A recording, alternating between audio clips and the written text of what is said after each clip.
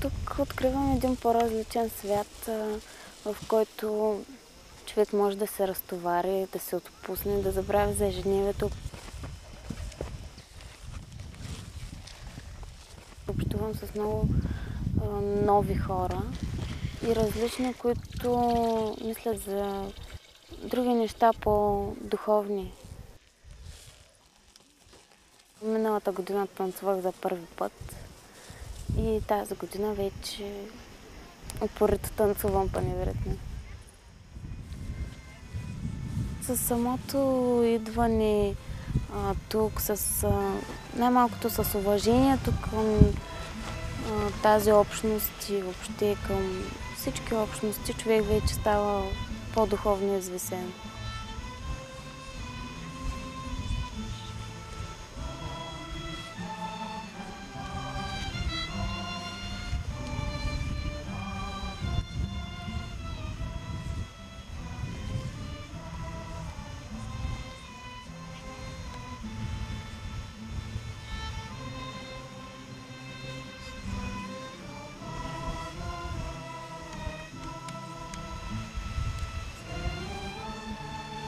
Учителя е един пратеник от невидимия свят, от света на светлините. Той е едно същество, в което Бог може да се всели и да предаде едно велико Слово Божие, което ще се разпространи по цялата земя, и по целия космос. Той не учи си как да живеем. Учи ни един разумен живот, да живеем сред природата, близо до природата и винаги да приеме от природата енергиите и силите, които тя съдържа в себе си. What I love about the methods of Peter Donov is that they are practical, effective, and cheap, inexpensive. They're open to everyone. And he explains in a beautiful way how you can allow the vibrations in through your eyes, and they will go automatically to all the parts of your body that need them, and you are healthy. He said, my only teaching is love. Учителя смирен, когато тих, той ни преминаваше със своята любов.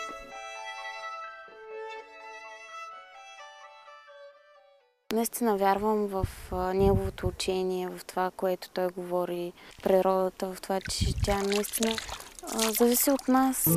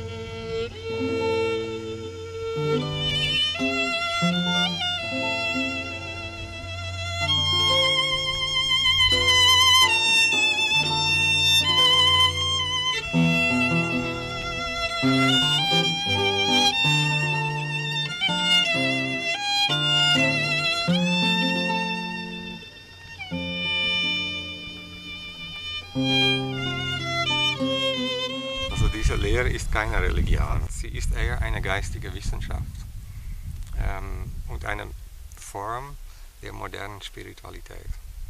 Also sie hat natürlich tiefe Hintergründe, also in der älteren Kultur von Bulgarien, aber auch aus Palästina und Ägypten.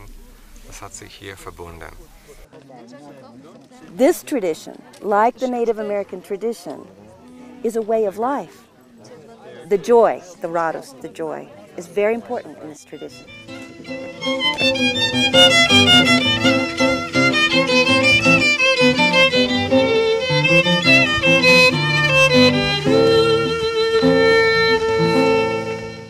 the one word that comes to me that I love the most is purity. Любовта между хората е за възможността да се прощава. First, love, wisdom, and truth. Goodness and justice. Second, to live in harmony with each other as brothers and sisters, to practice the love that we talk about, but to practice it, forgiveness, and so on. Third, to live in harmony with nature, to respect and preserve the nature as a living force. And fourth, to move in a sacred way on earth. I mean, my vision is one day all the world will be like the Panorhythmy. 32 година. Тук един брат, Лулчев, който е бил ясновидец, казва на учителю, ще стане голяма буря тук, дай да слеземе долу. Той казва, не, аз оставам. Die Entdeckung, die ich hier gemacht habe, ist, dass diese Weiße Bruderschaft etwas Wichtiges zu sagen hat, also für Europa und sogar für die ganze Welt. Und dass diese Stimme, also von Bulgarien, nicht gehört wurde, also hat mit dem Zweiten Weltkrieg und mit dem Kommunismus zu tun. Maria and Joro had this camp for the foreigners for 30 years during communism, can you imagine? Not always here in Rilas, sometimes over by Musala. And for all those years they risked their career, their freedom, their life even, to be host to people when it was absolutely illegal. Всеки, който беше последовател на учителя Бенеса Дано по време на комунизма, не беше добре дошъл в обществото. Тоест, той непременно имаше проблеми. Аз също съм имал проблеми и съм бил викан 5-6 пъти в полицията. Спомням си, тогава те ме разпитваха, 3 души, ме разпитваха доста подробно, така за моите идеи, за моята философия и така нататък. Разбираха и ме заплашваха. Агитираха ме, че трябва да, ако искам да имам бъдеще в завода, в който работях, да израствам и така нататък, аз трябва да се откажа от моите идеи. И след това ми дадоха един лист, бял лист, връчиха ми го и казаха накрая, сега искаме от тебе да напишеш имената и адресите на всички последователи на учителя в Габрово. And if you were found here, they put your name down and who knows what would happen to you. I mean, I just feel very happy to be a small part of this great story because my friends are these people who are true heroes, who have this courage to risk their life, their freedom, to practice this faith. Той лист обаче стоеше бял и чист и аз нито за миг не посегнах към химикалката. Когато те дойдоха след час и видяха, че листа е бял, бяха много разярени и ми казаха, докато не попълниш този лист, ти няма да излезеш от тая стая. И аз им казах така, че те могат да правят каквото искат с мене, но аз никога няма да напиша нито едно име, няма да предам никого от братството. Защото това е моя идеал и аз съм готов за него да поема всякакви жертви. И Лулчев си тръгна заедно с 5-6 негови последователи истина и слизат. Нали. И учителя се ядоса и казва, знаете ли какво значи се напусне школата, да напусне школата, защото той предава уроци.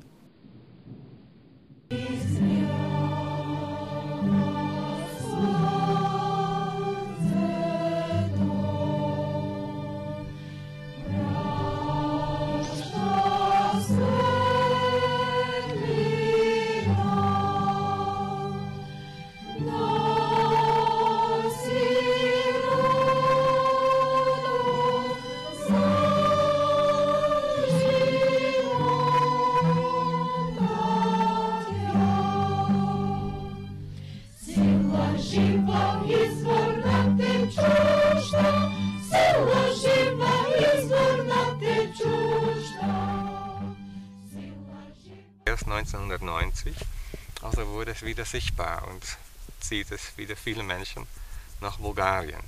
Also besonders Menschen, die von einem Schüler von Peter Dünhoff, der nach Frankreich gegangen ist, also Michael Ivanov, also über diese Weiße Bruderschaft gehört haben. Там също имат школи.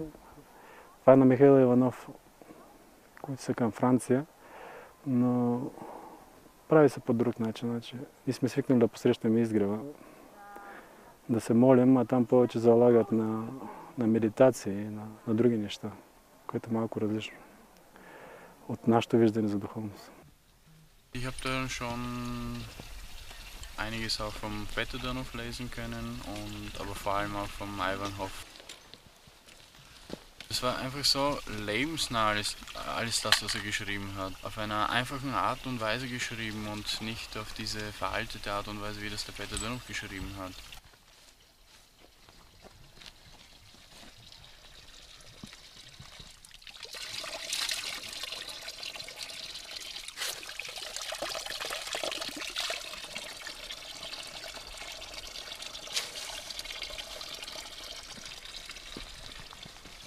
Wenn ein Meister etwas schreibt, schreibt es auf eine Art und Weise so, dass das rüberkommt zu dem, der es liest, nicht? Und vor allem zu den Leuten, die zu seiner Zeit gelebt haben. Той е много млад отишъл във Франция и за мен той не е разбрал учението, защото ни там го слушаме. Примерно там правенето на духовност и така имат видеокасети, видеозаписи на Михаил Иванов. Той 86-та година си отишъл, 1986 година. И почти всичките му лекции са на видеозаписи. И се пускат, той на френски говори, превежда се директно на испански, но това, което слушаме и с годините, когато човек чете така словото, разбира, че огромна разлика, да не кажа, няма прилика. Seine Lehren sind frischer, nicht? Он полегче воспринимается, он попроще, и литературы по нему больше. Поэтому, в общем, в России больше распространен Айванхов, чем Петр Донов. Но, читая Айванхова, часто люди задают вопрос, а где первоисточник, откуда это произошло? Aber der Ursprung ist da, nicht? Все пак е свършена една добра работа, аз съм убеден. Учителя от най-малкото зло е избрал Михаил Иванов да отиде, знаейки всичко това нещо, нали, вие го знаете. По този начин те научават, че има братство тук, че има миров учител, нали, всъщност учител на тяхния учител. Und ich bin mir sicher, wäre er jetzt lebendig, hätte seine Lehre sicher anders geklungen. Und er hätte sich sicher ein bisschen angepasst an die Menschen. Действително става една страшна буря. Вечерта събаря почти всички палатки, се пече с палатки и т.н. И сутринта всички братя се събират тук при палатката на учителя. Той беше долу, нали, палатката. И му казват, учителя спи тая буря, лагеря отива. Учителя излиза от палатка си, обръща се на запад, казва някаква дума, маха с ръка, десната си ръка така, и вятър започва да отива. Намалява и спира. Dazu also gibt auch die Lehre von Peter Dünhoff noch eine Möglichkeit, Bewusstsein zu entwickeln für neue soziale Verhältnisse zwischen Menschen. Also wir wissen nicht mehr so gut, wie wir miteinander umgehen müssen und wie wir zusammenarbeiten können. Man muss da wirklich so miteinander umgehen, dass eine kleine Keimzelle entsteht für eine neue soziale Zukunft. Und das wird hier geübt.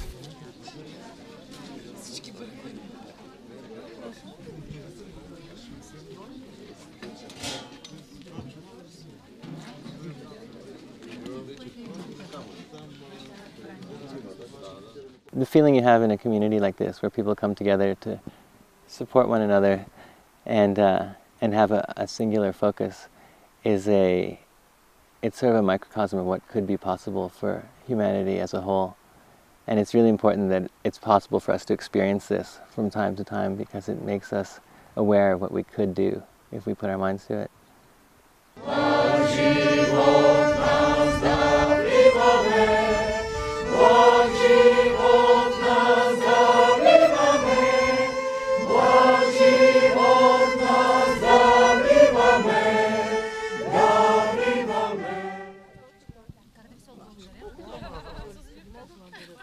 Тук нищо не близо.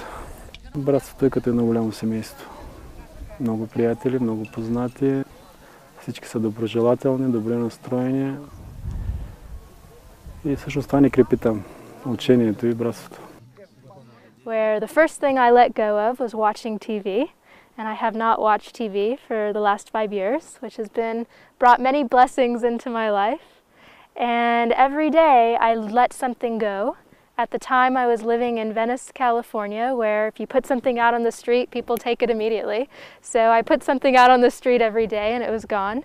And every day my life filled up more with things that I wanted in my life and opened space for new things to come into my life by letting things go. My teacher was right, and if I wanted to present this tradition from Bulgaria, then I must show respect and I must come. So I was afraid of heights, and I had not climbed mountains for 20 years. So I said, okay, Phyllis, you will go because you want to teach, so you will go. And a very interesting thing happened because I thought, okay, it came to July and I must be ready to go.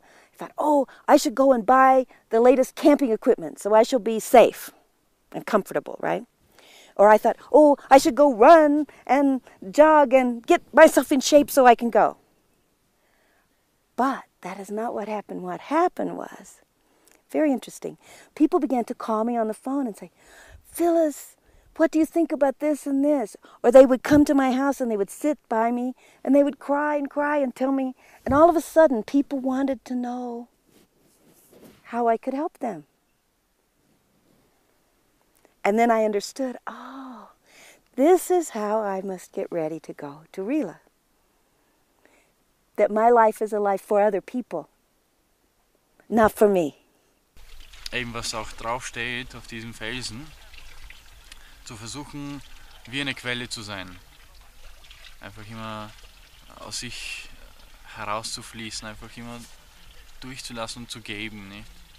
Weil ich finde, im Leben gibt es nichts Schöneres als geben und das ist einfach eine Zufriedenheit für sich selber. Един брат му каза, учили бе, защо не спяхте с нощи тая буря, да не се колко палатки паднаха. Защо оставихте, казва, тая буря? Той казва, вижте какво, вие тази буря ще преживеете и долу на земята. Но казва, тук като я преживеете, ще имате една голяма опитност, добра, и това като отидете долу, ще ви бъде играчка. My own definition of suffering is attachment to pain or attachment to challenge, which is actually, in my opinion, contrary to the development of the soul. And when one is fully in the challenge and in the pain, it creates growth and creates joy and creates new things to come. Не може човек да развие умът си, не може да развие интелекта си, ако не мине през страдание.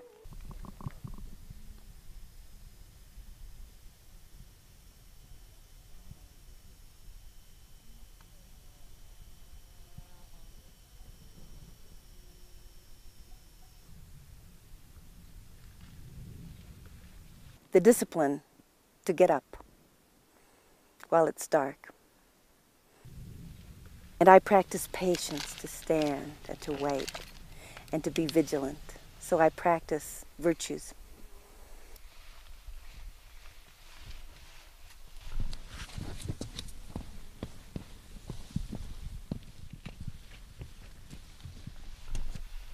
And just to be still and to listen, to hear the song of the birds, to feel like I'm part of this whole organism, that it's the cosmos. So that's one level. It's like I become a partner with God in creating the day. And then another level, I think it helps to train the consciousness to think, what is the consciousness behind all of creation?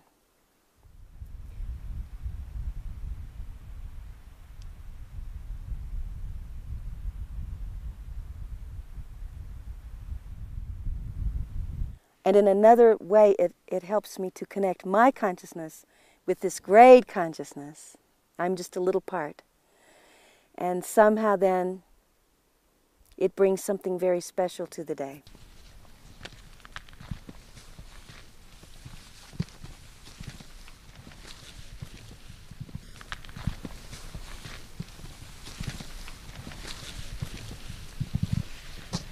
By meeting the sunrise, it's like beginning the day with the powers of nature. Трудно да се каже какво се чувства. човек трябва да знае да се моли, за да го усети по особен начин и зарежда.